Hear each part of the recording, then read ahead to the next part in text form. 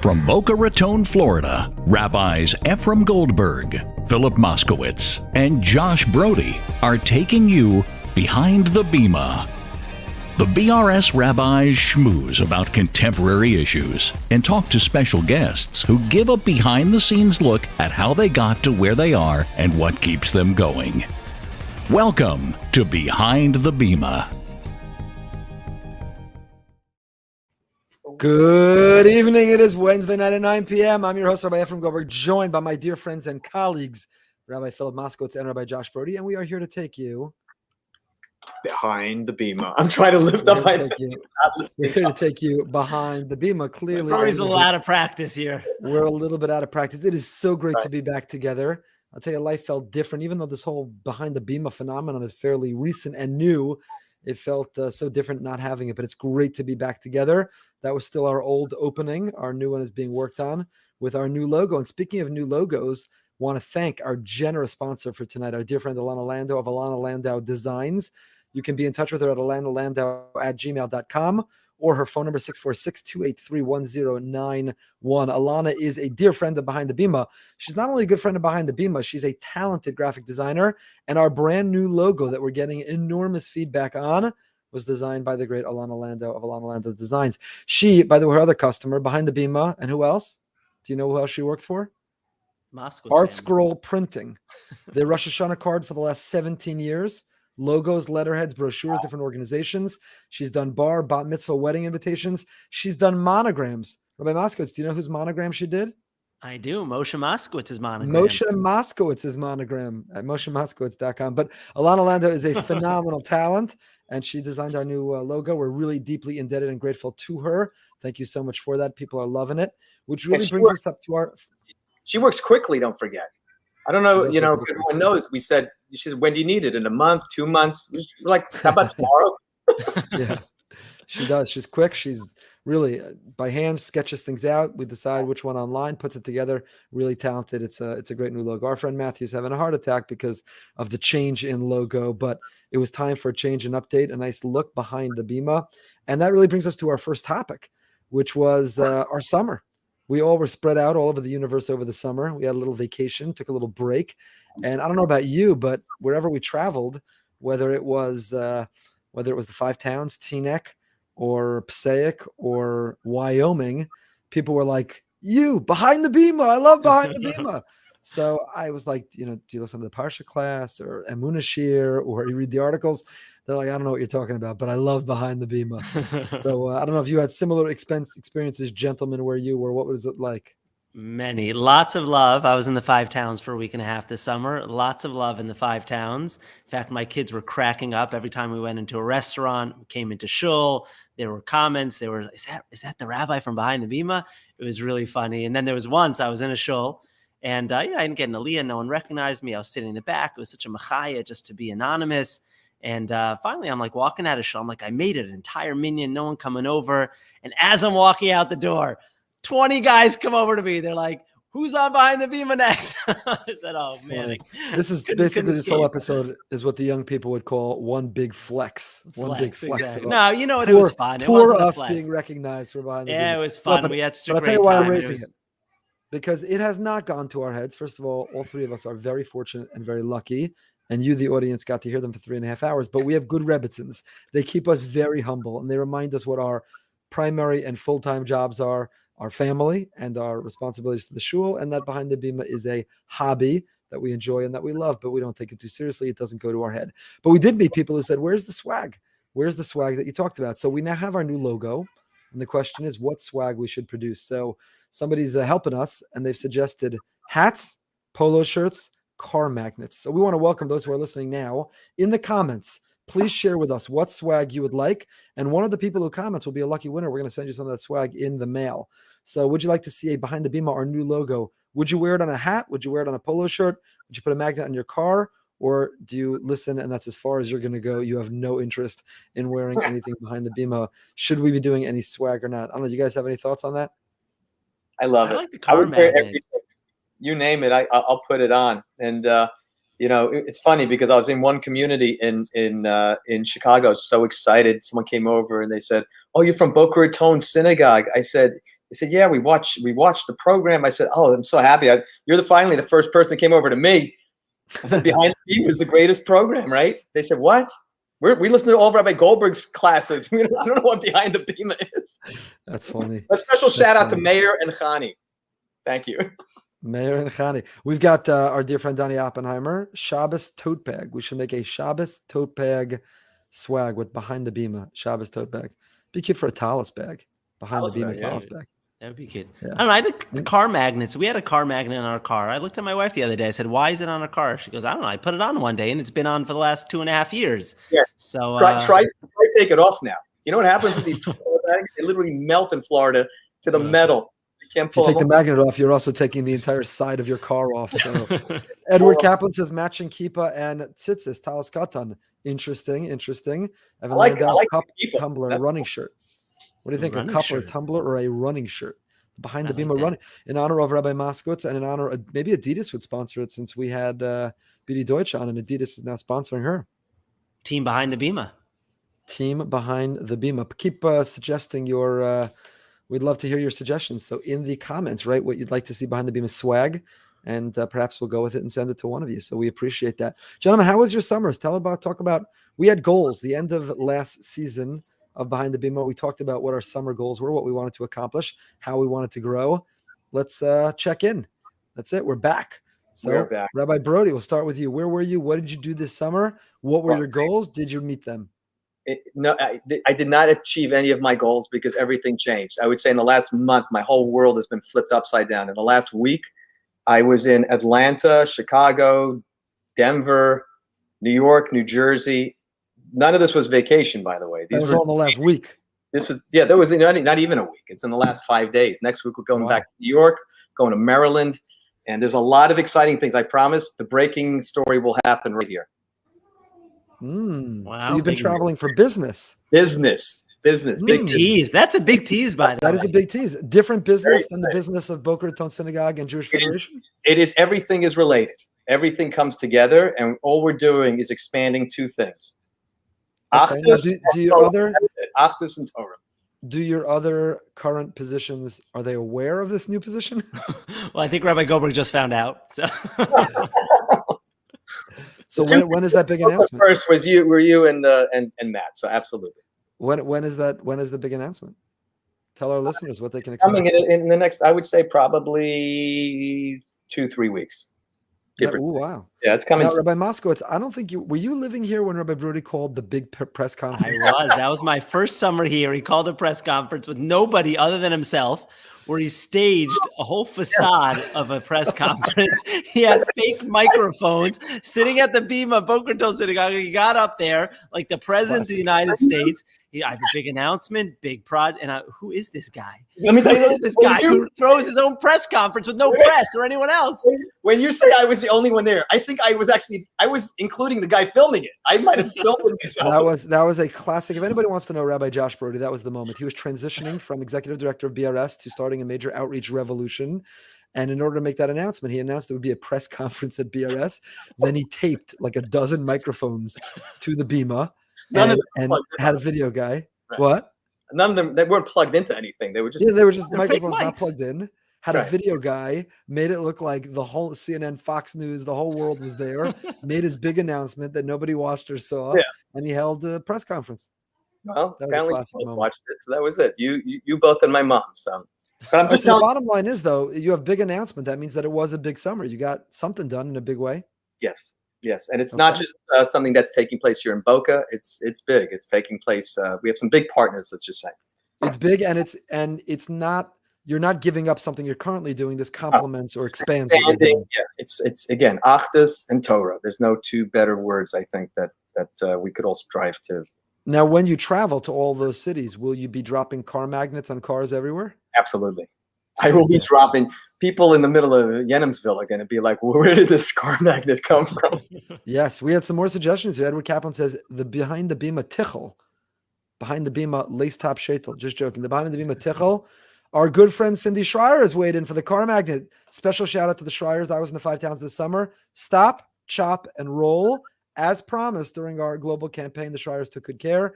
We had some delicious sushi. I highly recommend it for everybody. So thank you for that. And we'll be getting you your car magnet. You know, what'd be great is if they could name a sushi roll like the B2B, I was there. It's funny because I was there after you, Rabbi Goldberg, and I was actually waiting for that. I walked into the restaurant. It was before closing. I go to order my sushi, and I'm like, "Where's the Goldberg special?" Wow. So, Rabbi Moskowitz, tell us about your summer. Where did you go? What did you do? Did you have goals, and did you meet him? Summer was amazing. As I told you, it was really spectacular, very long needed and necessary, and amazing in ways that I didn't even anticipate. For us, the summer was about friends, family, and each other. And that was really the kind of the theme throughout the whole thing. We saw friends we haven't seen in 2 years. Really nice just to reconnect with people. A lot of old friends. We saw a lot of family that we haven't seen in a very long time. Got together with cousins, got together with relatives that we don't ordinarily have the chance to get together with. So we really made an effort for that. We drove a lot to be able to see people. Some people we were not able to see, but we really tried to see everyone that we could. And it was really special to see cousins get together, to see me get together with old friends. And then it was just, to me, it's about spending time with my children. It really is about disconnecting and just enjoying my time with my children. It's about not running out on them all the time. It's being able to sit with them at a meal and just have fun and laugh and play cards on Shabbos together and not be burdened by the responsibilities that we have during the year, and just to be able to focus totally on them. And I really felt that, thank God, I was afforded the opportunity to do that. I want to thank you for giving me the space to be able to do that. And it was really great. It was a very special 3 weeks. That's fantastic. Welcome back. Now, you had a whole spreadsheet, right? You had a whole spreadsheet. I did have a spreadsheet. We will not at all, analyze that you mentioned friends before family in your list of things this summer. I'm sure that was not. Because that's like on the discounts. It's like friends and family discount. It's never family and friends discount. So that's why the friends and family rate. Understood. Exactly. Understood. So yeah, I also had a great summer, and I thank you because we're only able to take time off because the other of us takes responsibility. So I'm very grateful to all of you. And I had a great summer. It happens to feel like it was a lifetime ago. I was back before Tisha B'Av, so my summer was over on Shabbos Chazon before Tisha B'Av. I'm not complaining, but it was a long time ago, and we had a great time. So I had goals. We talked about it in our final episode of Behind the Bima before the summer, and my goal was the challenge that Rabbi Brody issued to me was to turn the notifications off on the phone and to delete social media. So I am very proud to tell you that my notifications are still off on my email and my WhatsApp. The notifications I turned off on my messages, my iMessages, and like 2 or 3 days later, I realized I hadn't checked it and I had all these messages. So it didn't work because I don't get that many texts. I'm mostly WhatsApp and email. So it wasn't really a bad thing to leave the notification on. It's not that frequent, but leaving it off meant I forgot to check it. And that could, be a problem if someone was trying to get in touch with me about something important. So the email notifications are still off on my phone, and the email and the WhatsApp notifications are off.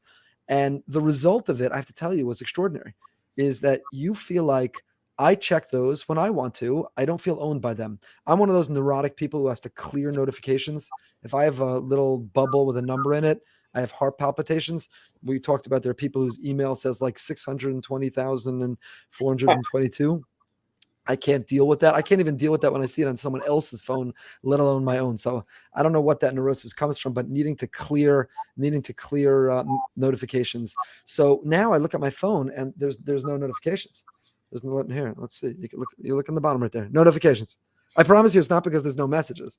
I don't know. I'll open it. Yeah, if you open it, you'll see there's messages. But if you look at it, your heart doesn't like skip that beat. Like I need to clear it. I need to read it. I need to see it. So when I'm ready, I open it. Now, so the good part was I really rediscovered what it meant to be a human being disconnected, a human being who owns technology, who's not owned by technology. I went for 1.5 to 2 hour walks this summer by myself. No phone, no notifications. I immersed myself davening. I left the phone at home. I didn't bring it with me to the shul that I went to. So it wasn't even buzzing or beeping. It wasn't even tempted in my pocket. I will say the downside of all this, after Rabbi Brody, the person who was most encouraging me to learn to disconnect and rediscover what it means to own technology, not be owned by it, was my wife.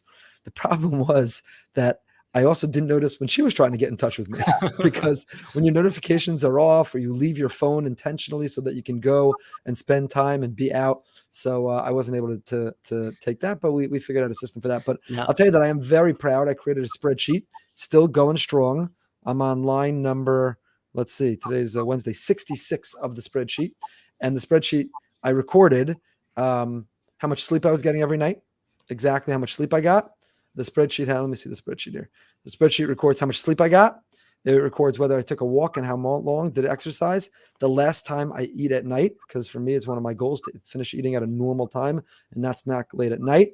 I got notifications, social media, leaving the shul at home, and a couple other ones that I have on there. So the social media, Facebook, Twitter, deleted from my phone. And if I want to post something, I do it when my laptop's open. It's part of my work life, not my private life, not mindlessly just scrolling or posting or checking the notifications on a post that you put up. And these things are game changers. And I hope to be able to keep it going. That's great. Listen, I love the fact that you articulated goals. It's something we always talk about, certainly in Elul, as we're going to be preaching this to our congregation about making small, achievable goals and marking them and marking your success and celebrating those successes. I think it's great to model that for the community. Now, I want to take our listeners behind the Bima a little bit, because you referenced that your notifications were off and you were inaccessible. And there was a time during the summer that I needed to access you. I needed to get in touch with you. Yeah, and it took me a little bit of time to get in touch with you, but I was able to. And you actually flew back to Boca. And I'm curious if you'd be interested in discussing that for our viewership as to the thought process. A rabbi goes on vacation, right? Something happens in the community. We had a devastating loss in our community this summer, someone very beloved to many of us. And you chose to interrupt your vacation and to come back and to be a part of the community. Can you explain to our viewers why you felt it was so important to come back, to interrupt your vacation, to come back to be part of the community? And was that ever a doubt for you, right? In other words, a rabbi's on a vacation, he's checked out, he's taking time for himself, something happens to the community. What goes into that calculation? Sure. Thank you for bringing that up. And we didn't even plan, like most behind the Bima conversations, we didn't plan this one. First of all, that is a raya. That's evidence that what I'm telling you is true about disconnecting. One of the things I was very proud about, and I'm still trying to do, is on Motzei Shabbos, not run back to my phone, even after Havdalah. Now, again, it was easier to do on vacation. You know, when you're not on vacation, you do need to see somewhat what's going on, or there could be a shaila, question that comes from the mikvah, or somebody in real time needs to be able to get a hold of you. But I intentionally, like when Shabbos was over, I just didn't get my phone. I didn't feel the need to check what was going on. So that Motzei Shabbos, when our dear beloved friend passed away, I know you were trying to get a hold of me and Yocheved, and ultimately one of my kids came over and they're like, why is Rabbi Moskowitz? I missed like 10 calls from Rabbi Moskowitz on my phone, one of my kids, which is such a beautiful thing that you had their numbers. So we were able to get a hold that way. So we lost a dear, dear friend, Chaim Diamond, Alav Shalom, really a special, special person with a big heart, very real, very authentic Jew, a good friend, a educator who had an impact on hundreds, thousands of students in our community, a young man, a really young guy, a couple years older than I am. And he had been sick, and he'd been sick for years on and off, and he had not been doing great, but he was healthy and well and expecting to go on vacation. And on a Shabbos, just very suddenly playing a game with his family, he got up from the couch, said he didn't feel well, took a couple steps, and that was it. And it was horrifically tragic. You know better than I do. You were here in the community. I was away. But I really believe that, and I have to be careful here because I don't want to insult anybody. You know, every loss is a tragic loss. Every loss. We have somebody who's deep into their 90s, a Holocaust survivor, very beloved in our community, who's on hospice right now. And everyone's braced, and it'll be an enormous, devastating loss for all of us when it will happen. Please God, not for a long time still. Every loss, you could be 110 years old, it's a big loss. Not to minimize, not to compare, not to contrast loss. But there are objective tragedies. There are young people leaving a young family who die suddenly out of nowhere. And there are moments that it's clear the community's reeling. The community's in pain, the community's in suffering, and you have to be with the community. So I'll say this very clearly, and again, we didn't plan this conversation. I did not fly back for the community. I flew back for me. The thought that I'd be away from the community when the community was going through that tragedy, I wanted to be with Michelle and be with the children and be with my family. This community is my family. You're not apart from your family, even when you're on vacation, if your family's going through a tragedy. So how do you decide what age is the tragedy, what stage of life, what level of illness? It's complicated. I agree. It's totally complicated. But I think there are those moments where you can see clearly is a tragedy. I once flew to Israel to lead a mission from our shul, and I landed in Israel, and I turned my phone on, and I had found out that Margot Olswing, Zichrona Livracha, passed away. Also, she was 40 years old, I believe. I think she was 40. Yeah. And I didn't leave the airport. I stayed. I got the next flight out. I flew right back. I didn't have, it wasn't clear. It wasn't like sacrifice or heroic or flex. It was very clear. The community's experiencing something as a community, as a family. You've got to be there. Not because, Rabbi Moskowitz, you're not capable and competent. I trust you with my life. And please God, in 120 years, you'll do my funeral. You can do a funeral better than I can, better than almost anybody can. It's not a matter of trusting the people who were here. And you spoke at Chaim's funeral. You spoke so beautifully. It would have been incomplete without you speaking. But it's what it means to be part of a community, part of a family, and to not be able to imagine not being there and missing it. You know, it's funny because when you were coming back, and I guess word got out in the community that you were coming back, someone said to me, they said, I can't believe Rabbi Goldberg is interrupting his vacation to come back. And until that person said something, I didn't even think, I assumed you would come back. I never had the assumption that you wouldn't come back because of that exact reason. I mean, when Brian Galbit, Alav Shalom, passed away a few years ago, so I was also away at the time, and it was never even right. As you said, it was crystal clear that I was coming back. How could you not be with your family at such a time and to mourn together and to be together? And, you know, it wasn't even a hava, it wasn't even a thought process. It was so crystal clear, as you said. And I was just struck that for someone in the community, they were surprised by it. I said, surprised by it. Of course he's coming back. You know, it's a brother, you know, you can't miss out on that stuff. Absolutely. It was a similar thing. You know, it's complicated when rabbis are on vacation, and we could talk more about this, but I want to bring on our special guest, our extraordinary, heroic guest momentarily. When rabbis are on vacation, what do they come back on for? Weddings, funerals, shiva calls, shilas. What do they not? How do you draw those lines? Where are those boundaries? How do you make those decisions? It's very complicated. It's increasingly complicated, or it's compounded when you're local. When you're local, then you're really making a decision who you're coming on for and who you're not coming back on for. If you're distant, if you're far away, it really takes extraordinary circumstances to come in. And for me, it didn't even feel like an interruption to my vacation, right? I flew in on Sunday morning and I left on Monday morning. And, you know, it was fine. It was what it was. And it's what needed to be done, or what I needed to do. So it is an interesting discussion. And I know it's one that people look at, some of the magnifying glass, but it's complicated. It's hard to figure that out sometimes. Rabbi Brody, what were you thinking? I was just fortunate to be in Israel. I mean, again, I obviously wasn't coming back, but because Chaim was buried there, and it was just, you know, I was there for I was there for a wedding, ended up going to 2 weddings, but unfortunately 2 funerals from our community. So, you know, it was nice to be able to participate, even though. Yeah, having you there and officiating there was an extension for us, and that was big too. That was big too. All right, Cindy Schreier has weighed in. Come back, Rabbi Moskowitz, to ask for Avi. Rabbi Brody, you come also. So stop, chop, and roll. There is sushi waiting for you. See, mine was lishma though, because I went in, no one knew who I was, and I still loved the sushi. That's true. There you go. We have some more swag suggestions. A reflector for safety to wear when walking at night. Sarah Markowitz. Do they have vegetarian rolls for you? They have vegan rolls for you, Rabbi Brody. Just don't go next door to the Chinese place. Does everybody know? How do you know if somebody's a vegan? Don't worry, they'll tell you. I love that joke. That's my favorite. All right, without any further ado, what are you excited about hosting Rabbi Yosef Mendelevich? When did you first hear of him? What do you know about him? I've heard about him. I have his book. I love his book. I know we're going to talk a little bit about the term hero. I know that's one of your questions that you have, but he's a hero of mine, having met him and read his book and learned about him. And I think that there is something that he has that our generation desperately needs, and that's what I'm looking to glean from him. All right, so let's bring him on. Natan Sharansky may be the most famous refusenik, but his story, I mean, is really, really amazing. It's worth everybody to read, to learn about, to hear. So without any further ado, it's a great honor to be able to welcome Rabbi Yosef Mendelevich.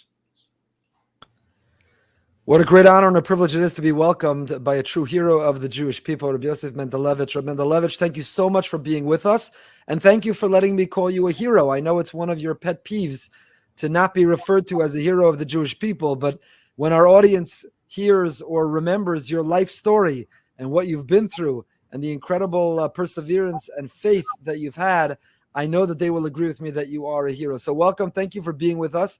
And why is it that you don't like to being referred to as a hero? I never saw this concept of being hero in Torah. Torah never mentions somebody as a hero. You can be a novi, a tzaddik, but what means hero? No such thing. Well, we'll decide that, and we've decided so far that you are a hero. So, Mendelevich, thank you for giving us your time. Thank you for being with us. It's really an honor to spend some time with you. You've been to our community. You've spoken in our schools, and your story is so inspiring. There are people who are going through their own difficult times, and in many ways they're nothing compared to what you went through, and they're struggling with their emunah, with their faith.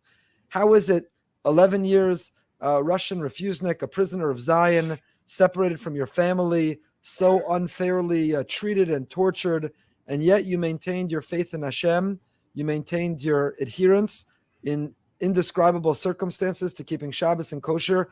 Where did that come from? What was the source of that courage? I think that the answer is very simple. I am a Jew, and every Jew is able and willing to do it. His neshama, his soul, is willing to be a good Jew. Sometimes there are kind of obstacles that prevent him from doing that, but his neshama is willing to do that. So the miracle is that I, stop being a slave of my small human beings' willings, and I got open to the only will of the God. Let me tell you something. The miracle is that I discovered myself being a Jew, for having this kind of Soviet education that declined the very concept of the God. It was not that easy, and I believe that a miracle happened with me, that I discovered it by myself. I believe that everybody can do it, but the Ribbon Shalom helped me to find myself being a Jew, having a Jewish soul, and being connected to the good, to the God. So when I'm speaking in these concepts, everything is miracle. Not necessarily could happen, and I'm sorry to admit that the majority of my peers never experienced something like that. People that got this kind of Soviet education, brainwashed, nothing happened with them. So indeed, what happened with me, I can't explain why it happened with me. But becoming a believer Jew, discovering the truth, how could I behave differently? Perhaps you heard the stories that two Bocharim in the 30s managed to escape the Soviets, arrived to America, and met Moshe Feinstein, that he himself was from Soviet Union. He escaped. He was permitted to leave Russia, to go to America in the 30s. But some boys, Jewish boys that escaped and went through all kinds, as you mentioned, tortures and experiences, and still remained Jewish. So Moshe Feinstein asked him, how you managed to do that? And they answered him, Rebbe, wir haben geheit Abreire. There was another way to do it. It is my answer, So when I became a Jew, there was no other way to do it, What's the question? But even as a Jew, Mendelevich, there would have been understandable leniencies to rely on, given your circumstances, to not wear a yarmulke, for example, or to not keep Shabbos or kosher. You were incarcerated, you were imprisoned, you were tortured by the Soviets, by the Russians, unjustly, immorally, and you would have had much to rely upon. And yet you insisted as a proud Jew that you were going to persevere, even not relying on the leniencies that you could have. So, for example, how many hunger strikes did you go on? What did you weigh as a result of those hunger strikes? I never counted. I have maybe to figure out the total of hunger strikes. I believe it comes to 100 days, not more than that. Sometimes it would be a week, sometimes 10 days, 2 weeks. The biggest one was 2 months. But again, it was not a real experience. And I'll try explain you something again. For the moment you discover, as you told, that you belong to this beautiful nation, on this beautiful emunah, you have no way out. You cannot betray yourself. Imagine the terrible thought that I may be somebody else than I am now. It's terrible, you know. I discovered myself. I discovered the values of my life, what really means for me. And to give up means to kill myself, to stop being myself. It's terrible, you know. It's better to die, but up the last moment remain myself. I believe everybody understands that, you know. Maybe sometimes people are not able to formulate it that strictly who I am. But the moment you can formulate and say, I am a Jew, I belong to my nation, I belong to the Torah, it is me, you can be somebody else. It was something, you know, like kill yourself. There would be no meaning in my life. So if I could just jump in and ask a follow-up question to that, which is, and of course I've read your book, and so much of your life is so inspiring for so many of us. But I think if we look to the youth of our generation, and even honestly people of our generation, so many of them struggle with exactly what you just articulated, what came so naturally to you, that sense of Jewish pride, that sense of finding yourself, that commitment, that devotion, that giving yourself up to something larger than yourself, is exactly what so many of our children struggle with in terms of them finding their own pathway in Judaism. So if you were talking to an audience of, let's say, high school students or college-age students, what would you tell them about your experiences to inspire them, right? They who've grown up with so many luxuries and so many abilities that you never were afforded, Jewish education, day school education, and they're struggling with exactly what you were able to find. How would you help them along to find that sense of Jewish pride, that sense of commitment, that sense of devotion? It's really a kasha. It's a very hard question you ask, you know. What I'm doing the easiest way.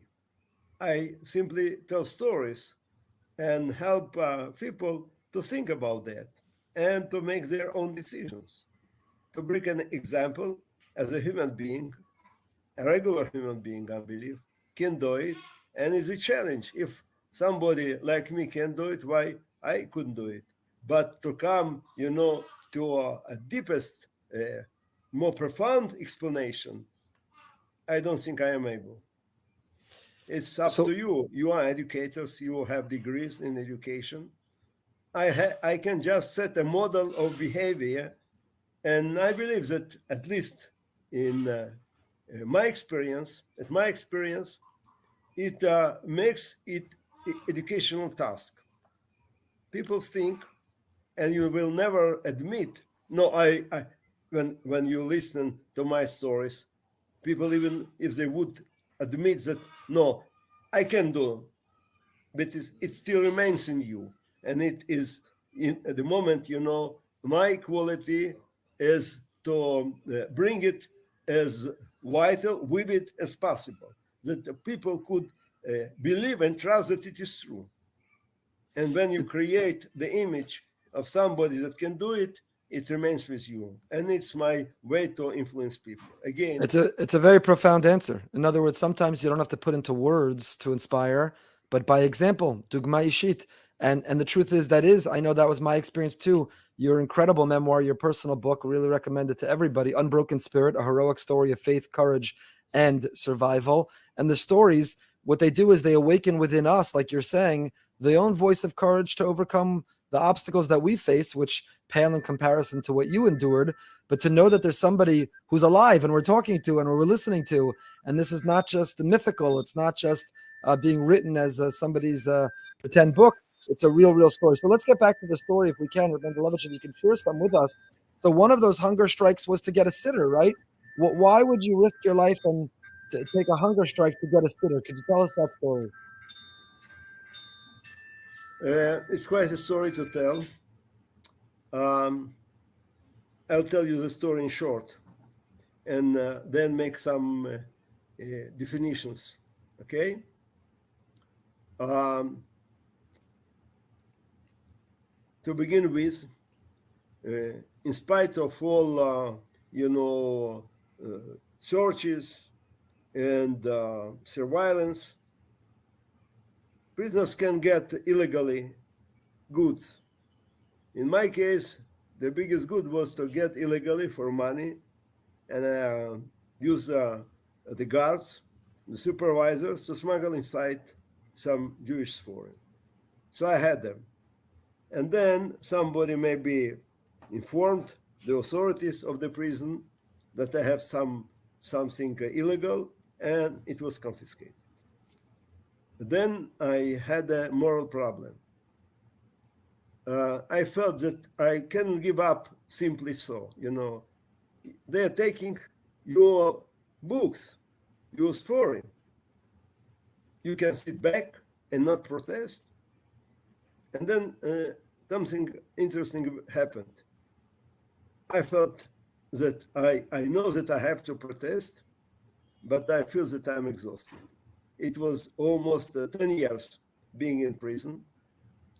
Under all kind of conditions I went through, I felt that I can't do it anymore. Then I had a friend, not a Jewish one, an Ukrainian one, an Ukrainian from the people that that time fought for the independence of their state, of their country. His name is Yosef. He's passed away. Was older than me, Zinovi Krasivsky. I told him, Zinovi, I know that I have to do something, but I cannot. And then he told me something very important. Yosef, you can do it, and you will do it. You are a strong man, and I will support you. So how important is to have next to you somebody that can tell it to you, I'm sorry that it was an Ukrainian man, my friend. It would be better somebody, a rabbi, but it's a Russian prison. You don't select whom to have, and it's a privilege. It was my privilege to have this man, a real man, a strong man, and it gave me the solution. Yes, after meeting him and talking to him, I told yes. Certainly, I will do that. And then I asked myself another question: why the Ribbon Shel Olam would permit to take away my sforim? Isn't he interested me to have them? So it's like a punishment. I thought that the God, the Ribbon Shel Olam, is punishing me. Why? And then I start thinking, okay, I try to do my best, but who knows? Sometimes, you are trying your best, but you are a human being. So maybe I made some mistakes, some violation. And then when I became about Tshuva, I was already 20 years old. So also we say that, 20 years is like to start your life for the people that were on the Chesed Meraglim by 20 years old, but they permitted to enter. Who was 20 years old, then he has the obligation, and before that, nothing. Anyway, I felt that it is an experience, a test. The God is testing me, whether I am really true to his commandments and whether I am really ready to pay to be a strong Jew. It's a payment. So the only weapon we had there in the prison, hunger strike. A real hunger strike means that you declare that you are ready and you are going to die for something very special. And I was ready to die for that. Just think, to die for having Jewish books in the prison, in the Soviet prison. For then, if I would achieve it, it would mean an achievement for other Jews. the moment you break the rule and they have to give you up and give this foreign, it means that other Jews can demand. Maybe they would still have a kind of an effort, but it's like to say that Avraham Avinu became as a Gilui Arayot. He followed the way. So I had to follow the way to have in Russian food. And then I thought that I was aware that the Al-Tshuva movement already started in Soviet Russia, specifically among the refuseniks in Moscow, Leningrad. It was the end of the 70s, the beginning of the 80s. So I have to give them an example that we have to fight. Nothing comes easy. And I am examples that I'm somehow sacrifice my life for something that is much more sacred. Our Torah, our sacred. So it was a case. And when I finally declared the hunger strike, it had two parts of it. Panim ve'achor. Panim v'pechutz means towards the goyim, it was a hunger strike, a protest, a demand. For me, it was a fast. That I would say, Ribono Shel Olam, excuse me if I was not good enough and I didn't made the mission you appointed me to do in a proper way. So I am ready to get the punishment. So, we make the difference between Mesirus Nefesh and Mesirus Neshama. Mesirus Nefesh, that means you sacrifice your body. Mesirus Neshama, something much more dangerous, like Eliezer, Pinchas ben Eliezer. He didn't know, maybe he will be blotted out from Olam Haba. In my case, there was no danger, It's like Mesirus Nefesh, for obvious, because the Ribono Shel Olam loves people that are going to die for his sacred Torah. So I had no more problem. And then this kind of decision helped me a lot. I declared the hunger strike, certainly, and the head of the prison told me that it's a violation of their rules, that I am getting my food and I am a slave, and I have to go every day to the factory to work. And if not eating, I will not have enough strength to work. I will violate their regime. And they will punish me for refusing to work. And then for refusing to eat, I am obliged to eat. If I don't eat, it's another violation. So I made the decision that I will continue to work until I, will crash down. And then they sent, KGB, or the authority of the prison, sent me good friends. All of a sudden, I discovered that I have good friends. They would say me, Yosef, don't be stupid, What what will happen if you will eat another piece of bread secretly, Support your health. You have to be healthy. So maybe I could got seduced. Really, after you don't eat a week or 2 weeks, 3 weeks, a piece of bread wouldn't harm you. But it was my fast. I fasted to Ribono Shel Olam. Never I tested for the goyim. It was for them just to say it's because of them. The real reason of my hunger strike was to purify myself before the Ribono Shel Olam. So it is how God wouldn't be seduced. And after 3 weeks of a hunger strike and working in a factory, I was checked medically, and they admitted that really I am fasting. I don't know how, having a very, how to say, not enough medically equipped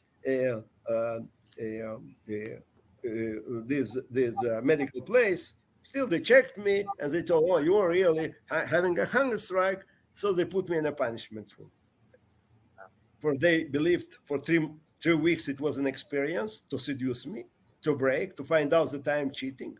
The moment they found that I'm not playing anything, that I'm going straight, so now you deserve to be in a punishment room. It's a long my say. I will not take your time. Please keep going. Yeah, I'll just tell you a small story. After 40 days of my hunger strike, I got a permission to write a letter to my two sisters in Eretz Israel, and I wrote them telling, I feel myself like a Moshe Rabbeinu on Har Sinai. Means 40 days. Also, Moshe Rabbeinu, lechem lo achalti, mayim lo shatiti. I did drink water, for as you know, if you don't drink water, you will pass away for a week. It's now after a week you don't drink, you die. So I declared openly, not drinking something except for water. For instance, that the moment the organism starts consuming itself, it even doesn't accept water. You have to compulse you to drink water. So I compulsed myself to drink. It was formally, it was declared. So I felt myself as Moshe Rabbeinu. But much important that the number of 40 days was the feeling. I sat there on the board in a punishment room like this, and I told, how true is it, I am fighting to get Torah for my nation, like Moshe Rabbeinu. And I felt myself, I'm sane man. I went all the exams by psychiatrist. I'm sane. But I felt that time that I'm very close to the angels. And then I told to myself, every day we are rushing and doing and making all kinds of efforts. But now I feel myself that good. I don't do anything, just sitting back and doing something for my nation.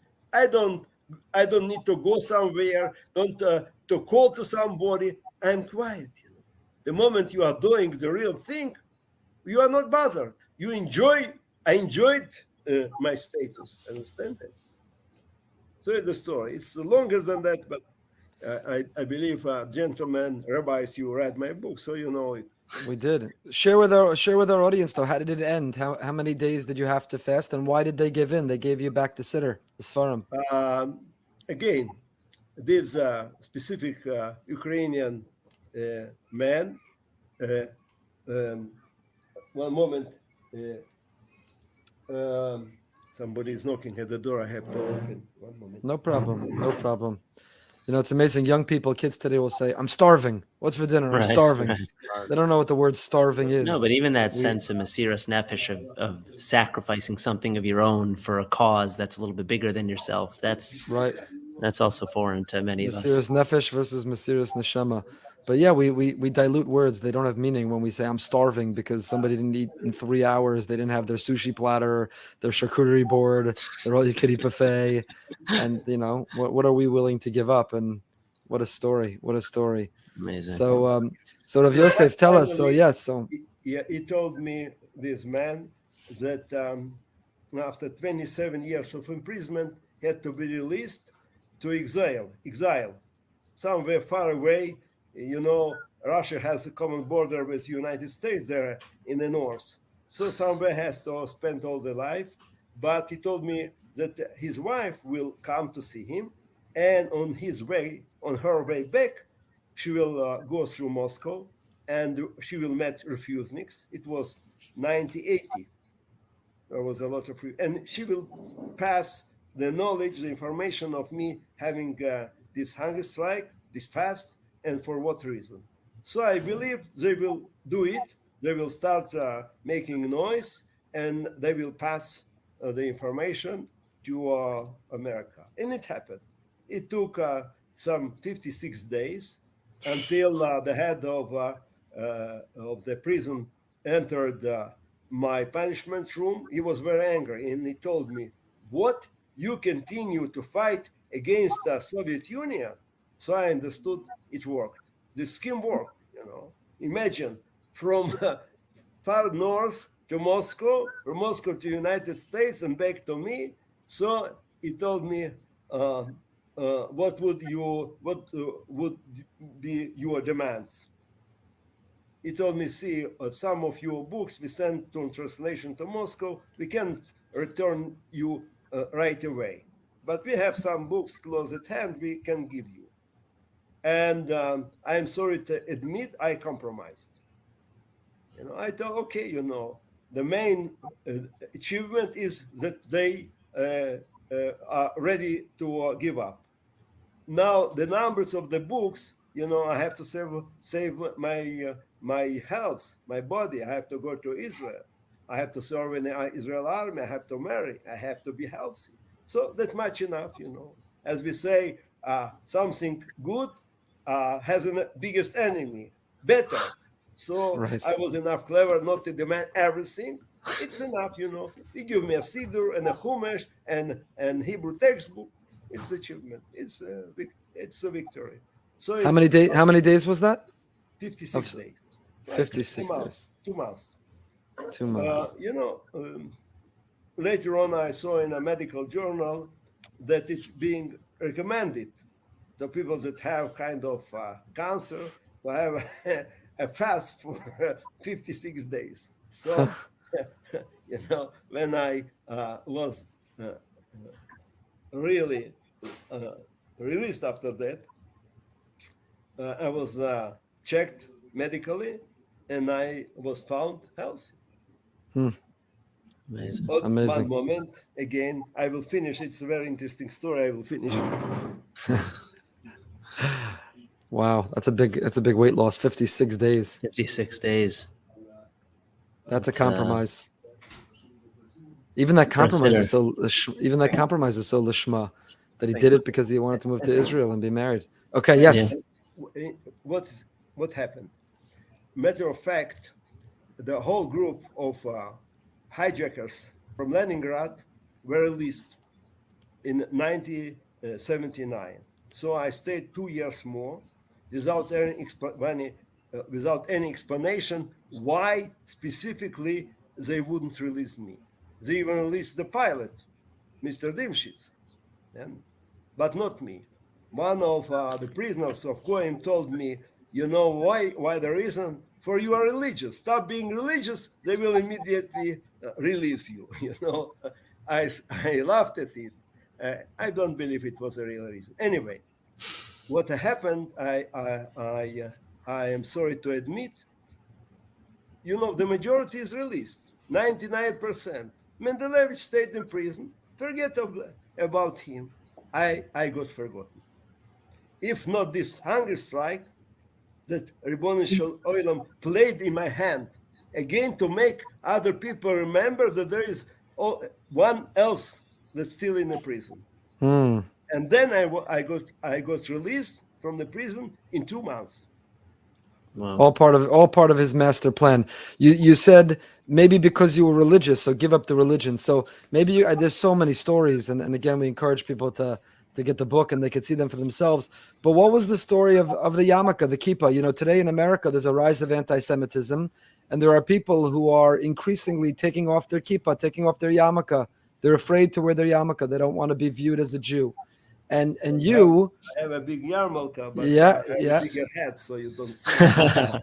And you refused to take off your yarmulke even to be able to meet your father who had come from Latvia to Siberia. Tell us that story. Why not take off your yarmulke? Why not take off the kippah to be able to have the privilege to meet your father again?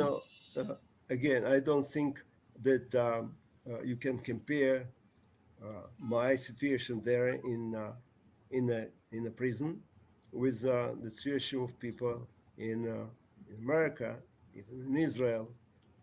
For I was there and I felt myself, I am on a mission. I represent here my nation. And our nation is a strong and proud nation. It never compromise on our principles.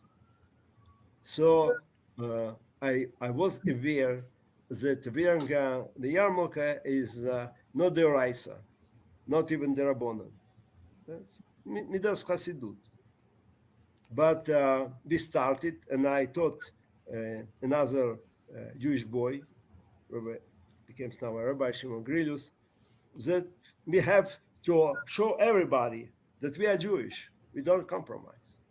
So now, the moment the Goyim understood that it is a Jewish symbol, if you took it away, it means you compromise. You give up your symbols. And we know that if somebody is going to humiliate your nation, your religion, you have to die for that. And I was ready to die for that. For I understood the moment I compromise, I am breaking everything. Whatever I did before is broken. It means that I cannot live up my principles, even a small one. And then I know that if you start giving up something small, finally you will give up everything. So, in fact, fighting for my yarmulke, I fought for my emunah, everything. You know, for not only in the eyes of the goyim, they will feel that I'm a weak man and I cannot live my principles. For myself, you know, if I'm weak, if I give up something, and there's a lot of experiences in your life, all the time you have another challenges, and again, maybe to give up this and give up that, finally you'll be stripped down without anything. So you have to keep this small mitzvah to prevent you from stepping back. It means I don't step back in anything. As we say, kala kechamura. There is no difference between our mitzvahs. Everything is important.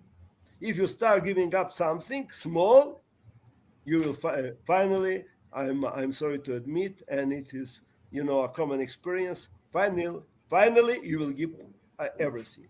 So, and then, of course, I did know that I serve a symbol. It started, I mentioned now, the hunger strike was in the 80s. We had already Tshuva movement in Soviet Russia. But I started the fight for yarmulke. It was the beginning of the 70s. And I felt that doing it, I helped my friends in Moscow and Leningrad to build their approach to our emunah, to know that we don't compromise. And Baruch Hashem, it was not that, people say experience is torturous. When you love something, it's like, you enjoy it. As let me finish soon, for I have to go to my mincha. Another story, not the whole story, about keeping Shabbos. When finally they discovered that I'm keeping Shabbos and not working in a factory. So it means I pretended myself going on Shabbos to their enterprise. It's a normal routine that you can read even, God forbid, in Auschwitz. In the morning, all the slaves get up, Umschlagplatz, they count you, send to the enterprise. They check you how you work, whatever. In the evening, go back, sleep. In the morning again. It's routine. It's a procedure. So if you declare that you don't work on Shabbos, they will kill you. But I am a clever Jew. I am not going to sacrifice myself for nothing. If I can go it around, so I will do it. So I figured out in another story how to go it around. It means to go to the enterprise and to pretend myself that I'm working there and cheating and said, kluge Juden, Aid machsen gibt's a hanetze. Aid gibt's a hanetze. That is the story, a whole story. So finally, after several years, they discovered that I don't work and come to compulse me, telling me that if you don't go now to work, I will put you under the ground and you'll die there. Means what pikuach nefesh, right? So I thought to myself, one moment, now it is not really pikuach nefesh. If you would really put me under the ground and I will feel that I'm going to die, now I have the permission to give up. But that far is just yelling at me. So I told him, it was major of KGB. I told, don't yell at me. I am not afraid of you. I have my commander. He doesn't permit me to go to war. So took him to the prison inside, as you know, inside the concentration camps, they have a special prison for violators. So I was taken out of the Enterprise, escorted by Russian soldiers, bringing me to a punishment room of the prison. And I told myself, I told Ribbon Shalom, I thank you for the privilege to be punished for keeping your mitzvah. I told, who knows, maybe there is nobody else except of me in the whole world that being told violate Shabbos, and I refuse. For nowadays, nobody is compelled to violate Shabbos, and unless he is not making it by his own will. But nobody can compel you. At least not by pikuach nefesh, by telling you that you can die for that. Anyway, it is what I'm telling you. When you make a mitzvah and you know that you are doing it in a proper way, it's the biggest joy that you can have in your life. For if you go into a restaurant and you eat something, and if you even have a healthy stomach, that's okay.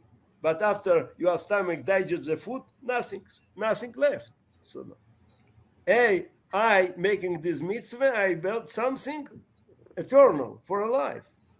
And I did know that even that time I did know that the God loves especially people that are going through experiences keeping his Shabbos. So certainly I understood that it is a big benefit that I'm being punished. That imagine they would never discover that I'm not working the Shabbos and would never punish me. What a bonus in my life or merit in my life I would lose. Baruch Hashem, they discovered it, they punished me for that. And now, not that else that I can go around and tell the stories, but simply I know that it was something good. I said, Ribbon Shalom, thank you for the privilege you granted me to be punished. Sometimes everything is permitted, everything is free in America, in Israel. How to get the chance to be punished for doing some mitzvah? Almost no chance. So it was my privilege to be in prison and to go through experiences. Now, gentlemen, I have to run to my mincha. Appreciate you asking questions. Prepare more good questions for next time. I'm ready to cooperate. And all right, we want to thank you. No, the stories are amazing.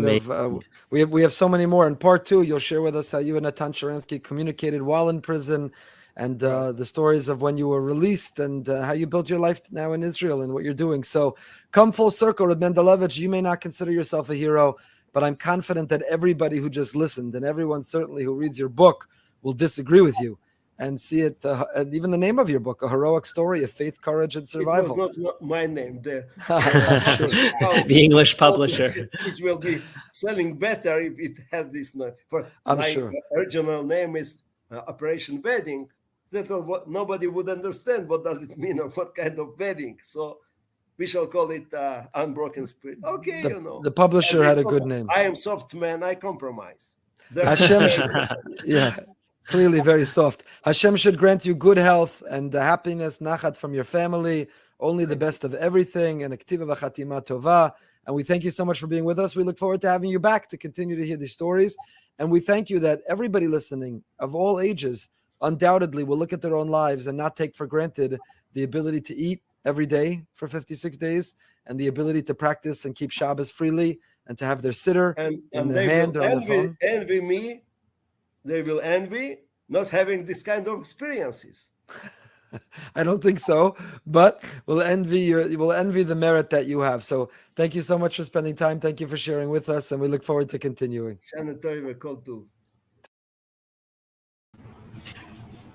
Wow, that was great stuff. Amazing, really amazing. Such a hero, such an amazing person. There's a lot to unpack, a lot to think about there. You meet people, they're not part of ancient history, these heroic stories. You read about them in the history book, people in Russian gulag 11 years and going on fast protests for 56 days, 200 days total. And you think that these things are like part of history. There must be hundreds of years ago. There's no one alive like that. And there's a simple Jew. If you were on a bus in Yerushalayim with him, you'd look over, you'd see there's a nice Jew with a nice beard, and you wouldn't realize there's a hero. There's someone who's willing to die to wear a yarmulke, die to have a sitter. And we have a sitter easily. You go to the bookcase, you get a sitter. You turn your phone on, you have a sitter. How many siddurim do we have in our house that we don't even know what to do with them, where to put them? They're falling out of everywhere.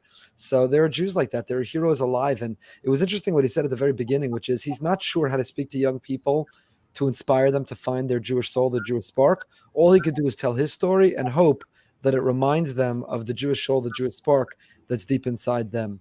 So which part really jumped out? Which lasted the most, meant the most for you? Well, first of all, obviously, we've spoken about in the past how that's why biographies and autobiographies are so powerful, because it's not just preaching, it's telling a personal story. And when people see that someone else overcame a challenge or someone else was able to accomplish something, so they say, oh, that could be me too. So I agree with him, obviously, 100%.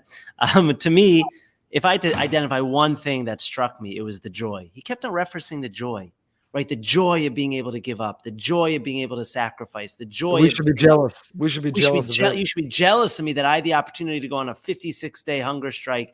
And again, I'll say about myself, something goes wrong, we don't get our way. Catastrophe, it's horrible. We don't have that level of sacrifice. We were not indoctrinated with the values, that the joy in being able to give up something on behalf of your creator. I love that. I also love his line, I have my own commander.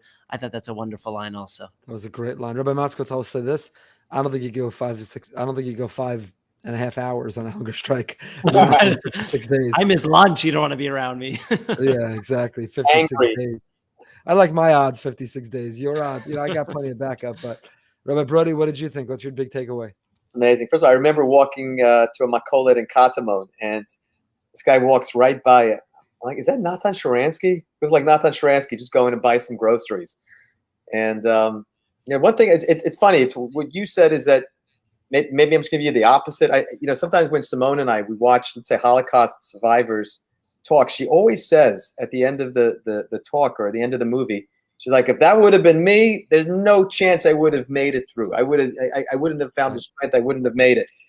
And I'm wondering if there are people that he's seen or stories that he's heard where he says, wow, if that was me, there's no way I would have made it. Even on it from his side, where we look at him and, maybe until we're in that situation. And it's like, whenever you look at Jewish history, when Jews are pushed against the wall, we find the strength, we find the inner strength to do things that are almost supernatural.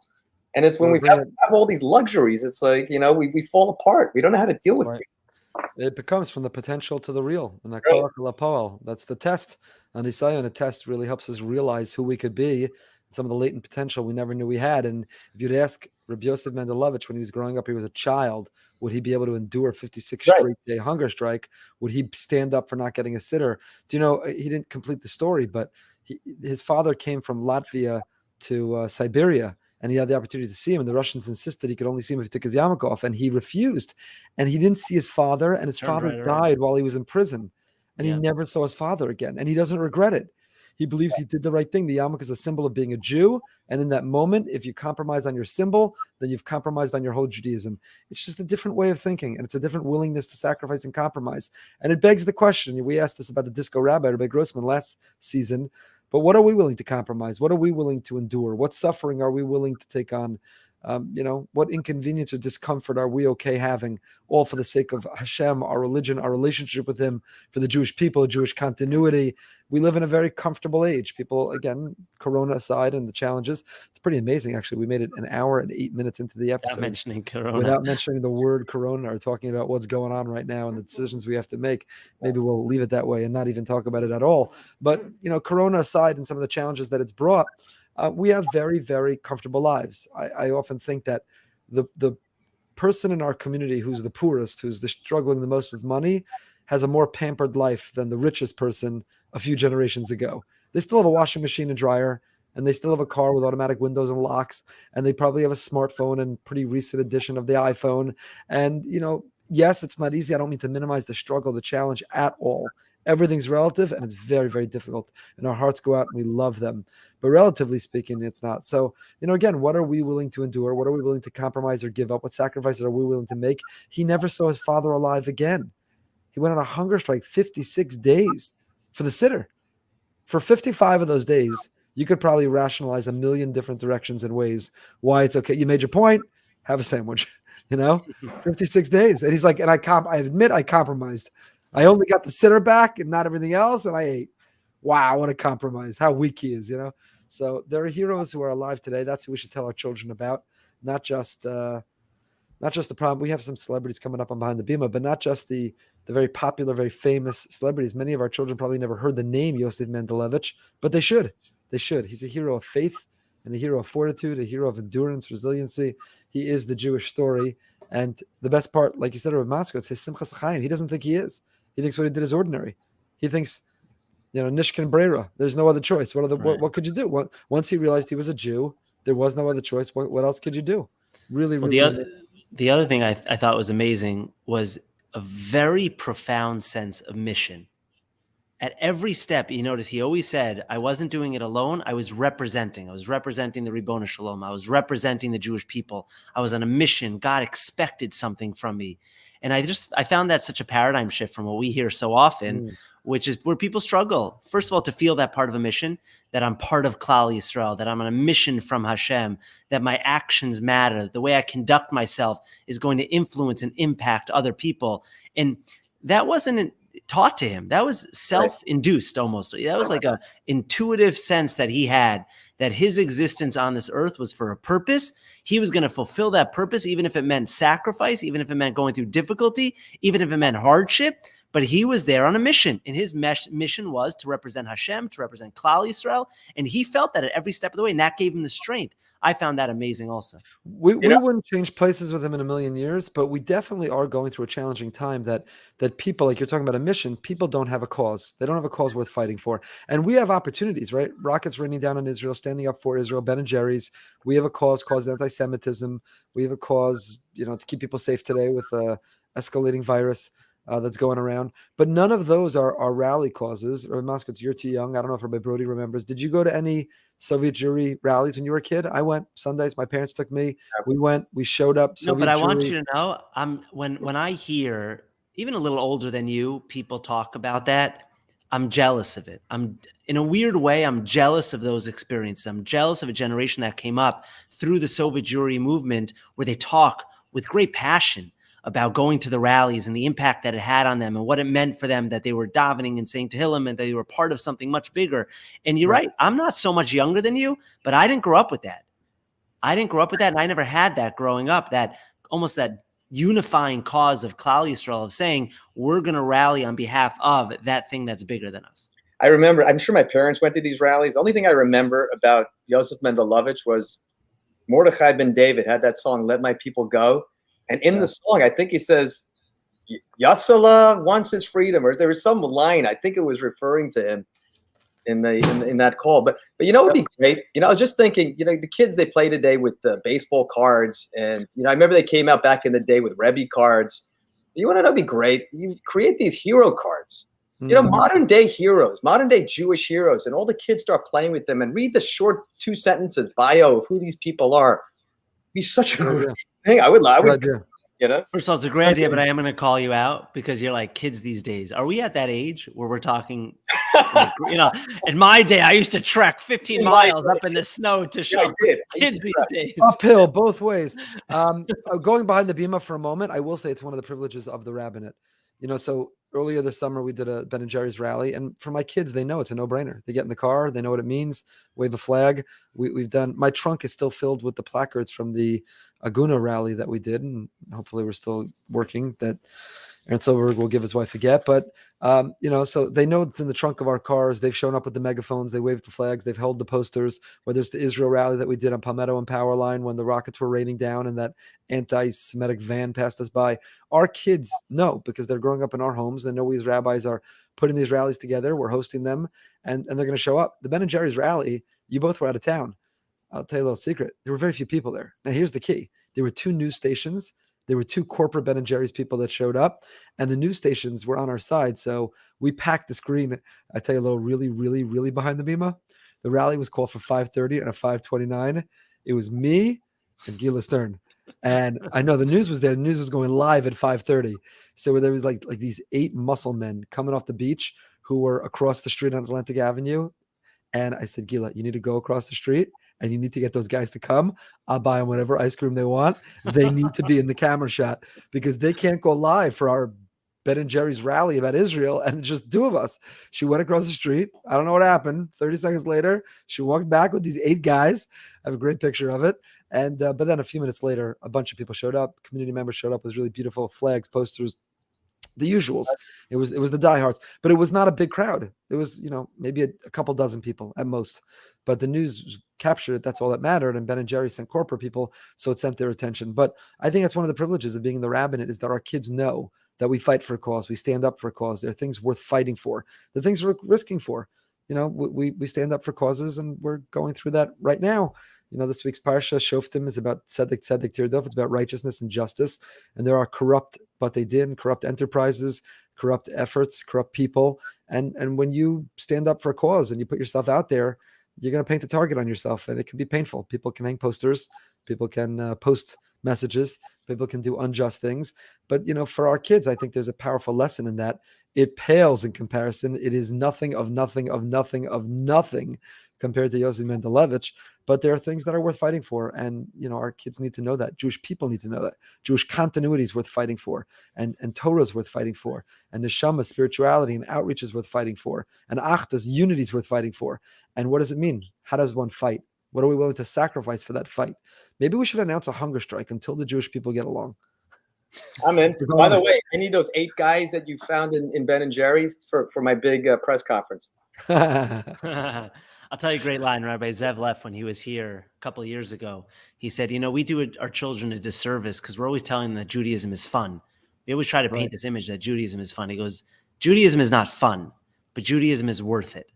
And that made such a big impression on me because I think that's exactly what Rabbi Yosef Mendelevich was talking about, right? It's not always fun. Sometimes it requires hunger strikes. Sometimes it requires sacrifice, but it's worth it when you give up of yourself for something that's bigger than you.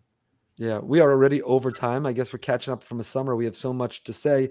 We had much more we wanted to get to today. I want to thank again our sponsor, Alana Landau. I want to thank her for our amazing new logo, which we are going to put on some swag. Thank you for your swag suggestions. Necktie, kippah, safety reflector, car magnet, tichel, tumbler, running shirt, tzitzis, tote bag. We got a lot of suggestions. We got to think about it, and we thank you. Gentlemen, we have an all-star lineup. We got 3 more episodes before the holidays hit. Next week, hold on one second. Next week, hold on. Next week, hold on. I'm excited for our guest. Breaking news. I'm excited for our guest. No. Here we go. Sandman.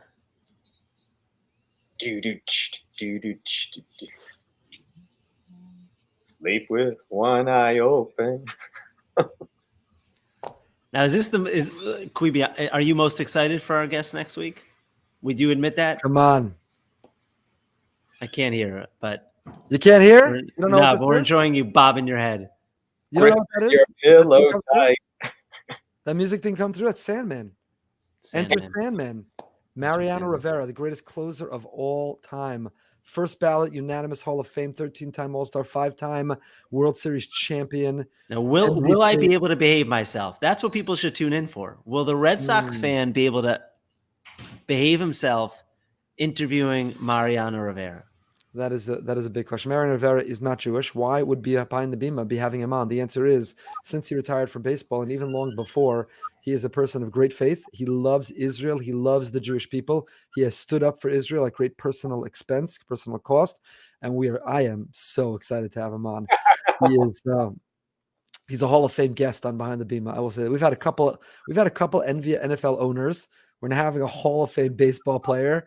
We've had a couple judges. We've had some great Rabbanim. The following week, we're having Moshe Weinberger, our first-time repeat guest. We'll talk about why that is. I'm excited to welcome him. And then the week after that, we got Shel Sandberg, the COO of Facebook, a traditional Jew, also a fascinating person and a great author. So we got all-star lineup coming up. Really, really excited to be back together and to welcome them. Amazing. Any closing thoughts after a long night?